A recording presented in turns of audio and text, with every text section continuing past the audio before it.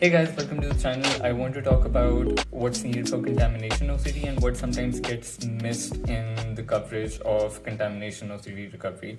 But before I go on, please subscribe to the channel, like this video, and let us know what you think. So with contamination OCD, the thing is that OCD sufferers often think they can think their way out of it. I fell into that trap as well, where I was trying to work my way out of the fear just mentally, right? Trying to analyze the fear from different angles, trying to really see, okay, if I do this, will that be okay? Or if I do that, will that be okay? Or does my fear make sense? If I tackle the fear from this angle, will it seem less scary? And we analyze it in and out, top to down, top to bottom, and it becomes an endless cycle, right? Because we're thinking that somehow by thinking about it enough, we'll start getting less scared about it, and we'll start getting less anxious about it, and it will automatically start translating into our behaviors and actions as well. But sadly, that doesn't happen, because I think I spent one whole year, even after I started to work on recovery, I think I still spent one whole year in that phase of wishful thinking that, okay, maybe if I just accept the fears enough, if I just do it enough, the action part will become easier, and I'll be able to, touch things or do the exposures just very easily. And I think that is also a comfort trap, and also this compulsive thing where we're trying to make the exposures less scary, and we're trying to make them less of a big deal, right? Because we want to do them without being triggered. That's the hope, that's the wishful thinking part involved in it. And but again, you won't be able to think your way out of it. And the other thing I really want to highlight over here is that what's often said about exposures is that you have to build up to them, right? Start with small exposures and you go up the hierarchy and then build up to the more difficult ones. And yes, that is true, that is very helpful. But with contamination OCD, I always say this, that the compulsions always spread like fire. And so if one thing is contaminated one day, 10 days later, there are like 500 things contaminated. So it literally goes from one thing to the next to the next. And um, like, and then you find out one day that, oh, everything around you is contaminated like that. And the problem also becomes is that because we've been spending so many years and so much time avoiding things and trying to keep things clean, that the anxiety and fear around all of it intensifies. And I experience this myself, and I speak to many people, and I see it with them as well.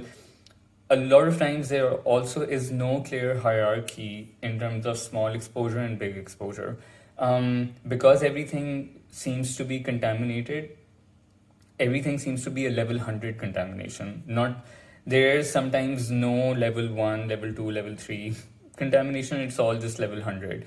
And that's where sometimes people get stuck, because they're like, wait, I don't have any like small exposures necessarily. They all seem really big. They all seem just equally contaminated, because like if there's this one really big thing that you're afraid of touching or being associated with, it always feels like it has tainted every single thing around you, right? Literally every single object, every single, even like sometimes we feel like the air particles are also contaminated of that room that we don't want to be in, or of that environment we don't want to be in, right? Even being in that room feels like the air is contaminating us, even though an object itself might not be contaminated. So it literally feels like it surrounds you everywhere. And so I think with me, especially, what I had to do was I had to do the exposure. I had to start with the exposure that was a level 100, because literally all exposures were a level 100 for me. Like there was no exposure that I thought that, oh, this is easier and I can do this, right?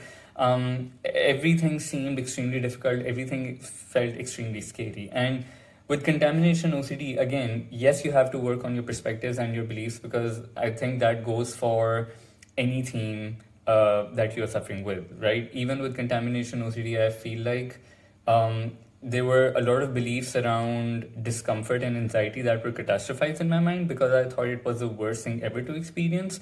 And also around negative emotions as well. I thought it was the worst thing ever to experience negative emotions in your life. So I constantly felt like I had to avoid them somehow by washing myself or keeping myself physically clean. I thought I would internally clean myself as well. So there were a lot of those perspectives that I had to work on. And also, if I went just a little outside of contamination OCD as well, there were tons of perspectives and fears and irrational beliefs I was holding outside of just contamination fears as well. Like in my general life, in my relationship with others, in how I conducted myself and how I behaved, and how I approached life. I think a lot of my beliefs were very, very irrational, and they were fueling my overall levels of anxiety and just this like irritation that you're constantly experiencing. And I think lowering my anxiety and working on my perspectives in life in general really helped lower my overall levels of discomfort and this constant fear pumping in my body. So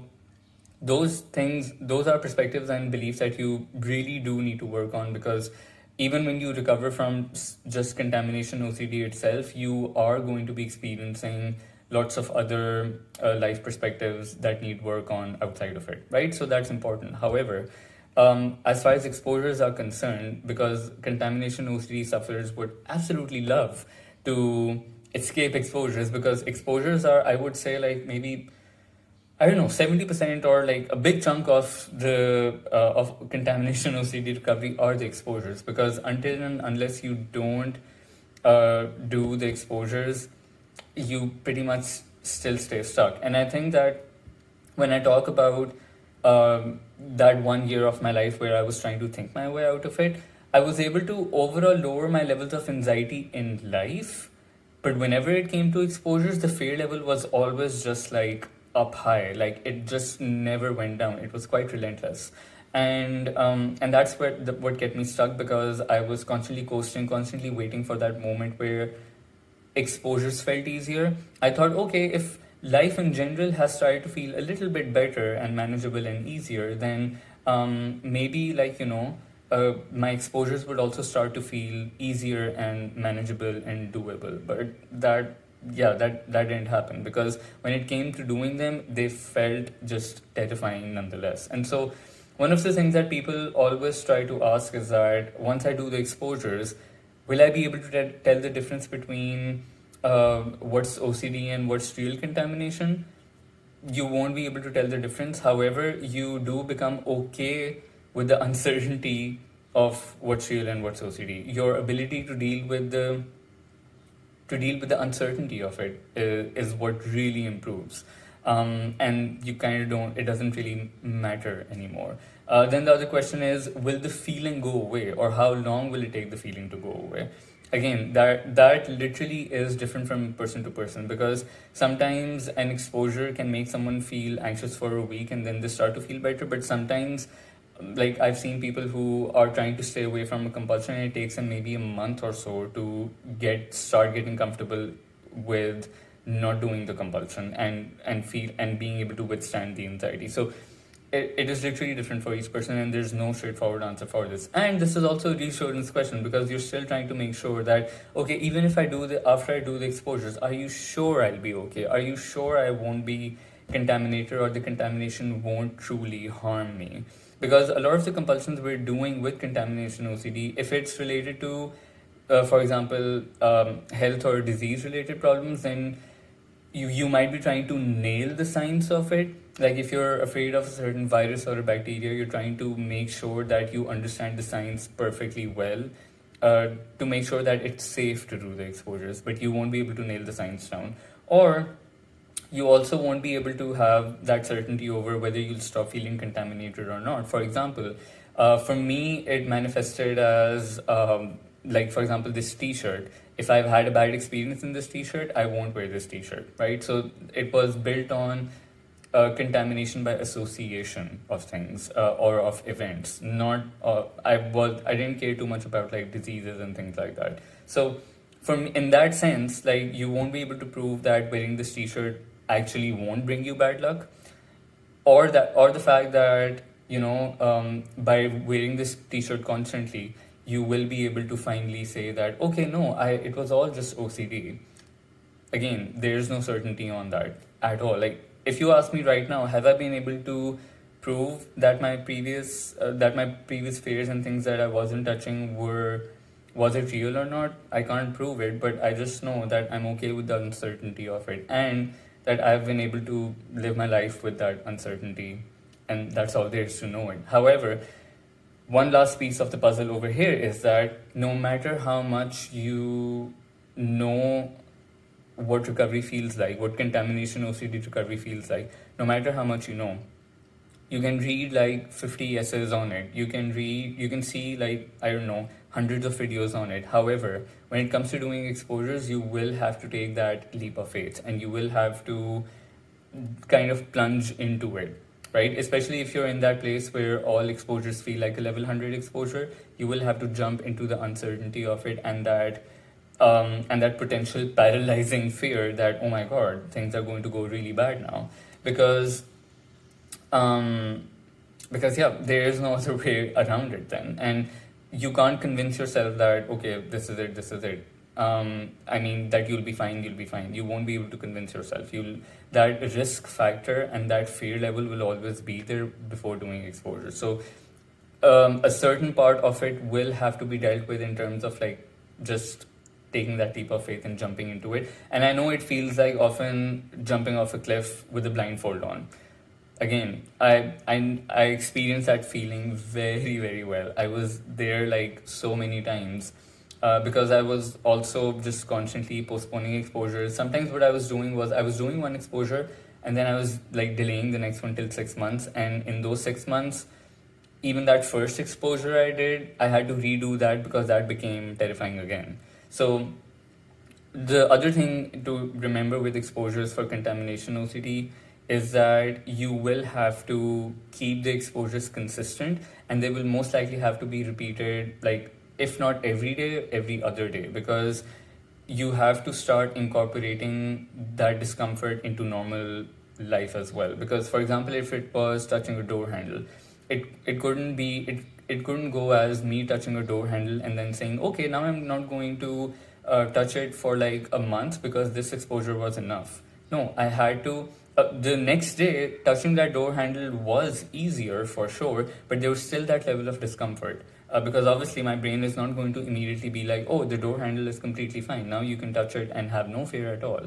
So I had to repeat that exposure for, I don't even know for how long. I think maybe like a month or a couple of months. I had to like keep touching the things I had touched as an exposure just to push that level of fear and to go through that and break that illusion of fear that I don't need to be afraid of it. I don't need to trace my steps back and it like erase the progress that I've made. I need to keep going forward, and I need to start solidifying these new ways of behaving and thinking in terms of contamination, uncertainty, and tolerating and withstanding and having the ability to withstand discomfort.